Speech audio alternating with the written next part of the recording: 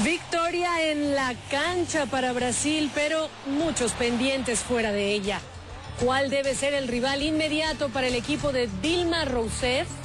Lo analizamos. Ecuador y su estrategia comercial. ¿Apuntan el gobierno y los empresarios a los mismos mercados? Tenemos el análisis. La inacción del Congreso afecta a más de 7 millones de jóvenes en Estados Unidos. Se duplican las tasas de interés para créditos estudiantiles. ¿Cuánto más tendrían que pagar?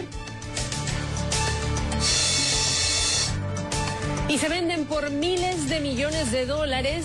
Y hablamos de las aplicaciones gratuitas, pero ¿cómo es que valen tanto? Samuel Burke tendrá la respuesta.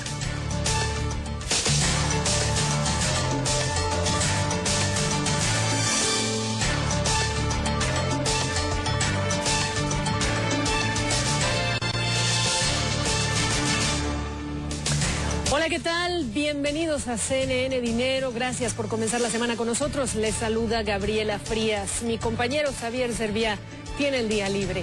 Comenzamos. Y vamos a comenzar en Europa, porque levantaron ampollas las nuevas revelaciones de los diarios The Guardian y Der Spiegel sobre el espionaje de Estados Unidos a representaciones diplomáticas de la Unión Europea y de sus países miembros. La reacción más contundente fue del presidente de Francia, François Hollande, quien calificó de inaceptables las supuestas prácticas estadounidenses y pidió su cese inmediato. Hollande reclamó una respuesta clara y fue más allá. Alertó que cualquier negociación comercial entre Bruselas y Washington queda condicionada al cese del espionaje.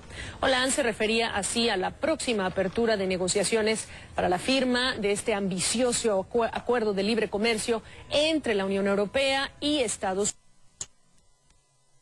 Unidos para este mismo mes.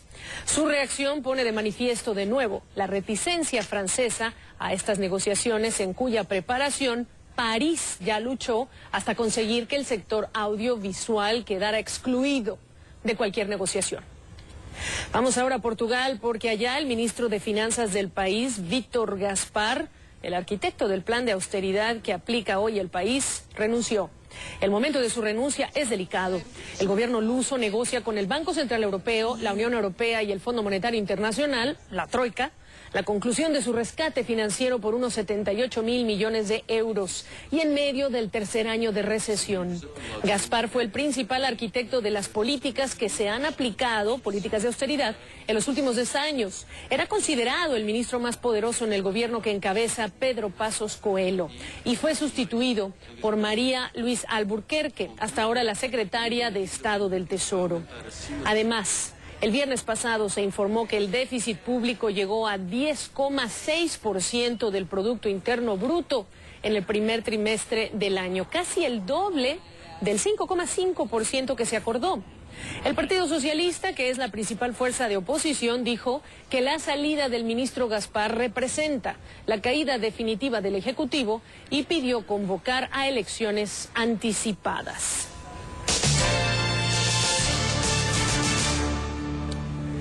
En la mira de hoy, Brasil, y después de la victoria contundente en la cancha contra España, ¿cuál debe ser el rival? El reto inmediato a vencer por el otro equipo, el de Dilma Rousseff. La victoria es dulce y Brasil se alzó campeón por tercera vez consecutiva en la Copa Confederaciones. Como anfitrión, la victoria no pudo saber mejor. Pero el país del fútbol también fue durante el torneo el país de las protestas. Comenzaron con el rechazo al aumento en las tarifas del transporte público, pero el descontento tiene más de una razón. La corrupción, el estado de los servicios públicos, la falta de infraestructura, los impuestos, el dinero invertido en estadios para el Mundial de 2014. El abucheo para la presidenta Dilma Rousseff al inicio del torneo en pleno estadio junto al presidente de la FIFA, Joseph Blatter, y la ausencia de la presidenta en la final fueron notorios. También la caída en su popularidad, del 57 al 30% en 3 semanas, según Datafolia. El mensaje presidencial llegó en pleno torneo para calmar los ánimos. Rousseff prometió un referéndum para una verdadera reforma política, dijo, castigo para funcionarios en casos de corrupción, más recursos a salud, educación y transporte público. Incluso el Senado, el 27 de junio, elevó el delito de corrupción a nivel de crimen atroz. Pero antes de presentar a nuestro invitado, queremos su veredicto sobre este tema en nuestra pregunta en Facebook. CNN Dinero pregunta: Brasil celebra, pero las críticas que provocaron las protestas continúan. ¿Cuál debe ser el rival inmediato que el gobierno debe enfrentar? Hay tres alternativas. La invitación a que pasen, voten, comenten, facebook.com/CNN Dinero. Claro que si prefieren, pueden también ya enviar sus mensajes a nuestras cuentas en Twitter, @GFrías, leyendo lo que tienen que decir, y @Xavier Serviá, CNN. Doy la bienvenida a Marcos Trohijo, él es codirector del BRIC Lab de la Universidad de Columbia. Estuvo con nosotros cuando inició la Confederaciones, la Copa, para explicarnos en ese momento la dimensión de las protestas, una dimensión que, por cierto, Marcos, recordarás que creció después de nuestra conversación, y hoy nos acompaña no para hablarnos del juego bonito, sino de lo que viene ahora para el otro equipo, como decía yo, el equipo de Dilma Rousseff. Pero creo que lo propio sería comenzar felicitándote. Eres brasileño, ganó tu selección, así que debo decir felicidades, debes estar contento. No vamos a hablar de fútbol. ¿Cómo estás? Muy bien, muchas gracias, Gabriela. Brasil está muy contento con el fútbol, pero con la economía y con la situación política ni tanto. Bueno, pues entonces vamos a hablar primero de eso, y déjame trazar algunas cosas. Hay una serie de protestas y la presidenta, acabo de señalar el mensaje que da en medio de esta Copa, no está presente en la final. Mucha gente sabía y anticipaba que era el caso, que no iba a estar porque había protestas afuera.